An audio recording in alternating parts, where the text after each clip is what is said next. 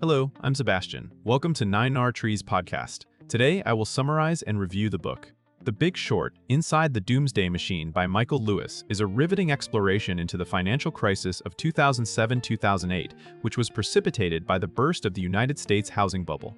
Lewis, known for his profound ability to elucidate complex financial instruments and the personalities surrounding them, delivers an engrossing narrative that focuses on the few individuals and investors who foresaw the impending crisis and profited from it.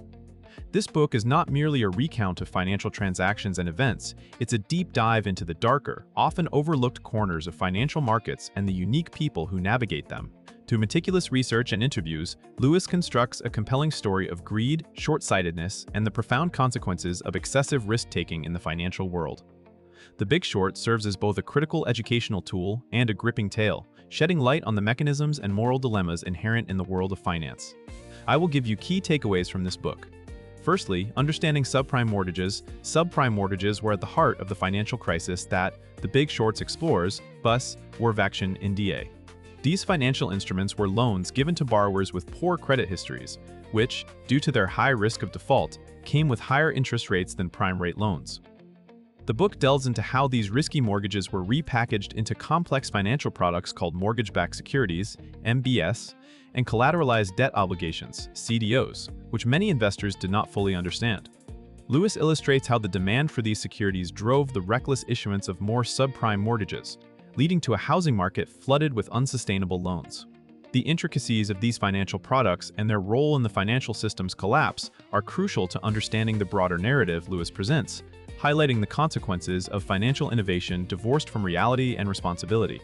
Secondly, the players who bet against the market. A fascinating aspect of The Big Short is its focus on the investors who saw the crisis coming and bet against the housing market. These individuals, including Steve Eisman, Dr. Kamina, Michael Burry, and others, recognize the instability of the subprime mortgage market and the opportunity to profit from its inevitable collapse. Lewis gives a detailed account of their investigations, the skepticism they faced, and the financial mechanisms they used to place their bets, primarily through credit default swaps, CDS. Their stories serve as both educational and thrilling narratives, presenting a clear picture of the foresight, courage, and, in some cases, moral quandaries faced by those who position themselves against an entire industry. The book scrutinizes their motivations, the challenges they encountered, and the impacts of their actions, providing readers with insight into the minds of those who swam against the financial tides. Thirdly, the fall of major financial institutions. The collapse of major financial institutions is a pivotal component of The Big Short. As the housing market crumbled, banks and investment firms that had heavily invested in subprime mortgages and related securities began to fail.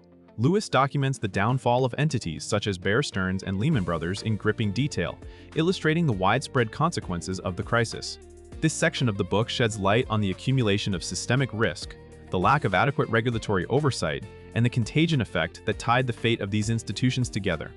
By analyzing the failures of these giants, Lewis not only narrates the events, but also critiques the systemic weaknesses that allowed the crisis to escalate to such destructive proportions. Through this analysis, readers gain an understanding of the fragility of financial systems and the chain reactions that can ensue when key parts falter. Fourthly, the role of government and regulation. Michael Lewis's examination of government and regulatory frameworks in the lead-up to and aftermath of the financial crisis is a critical aspect of The Big Short. He scrutinizes the actions of the Federal Reserve, the Securities and Exchange Commission, SEC, and other regulatory bodies, questioning their effectiveness and the extent to which they were complicit or negligent in preventing the crisis. Lewis points to deregulatory policies, the revolving door between Wall Street and Washington, and a fundamental misunderstanding of risk as contributing factors to the disaster.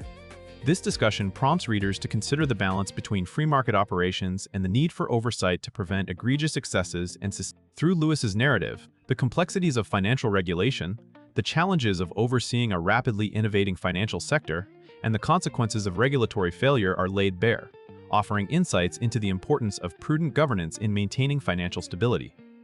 Lastly, ethical considerations and the human impact. One of the most compelling facets of The Big Short is its exploration of the ethical considerations and human impacts of the financial crisis.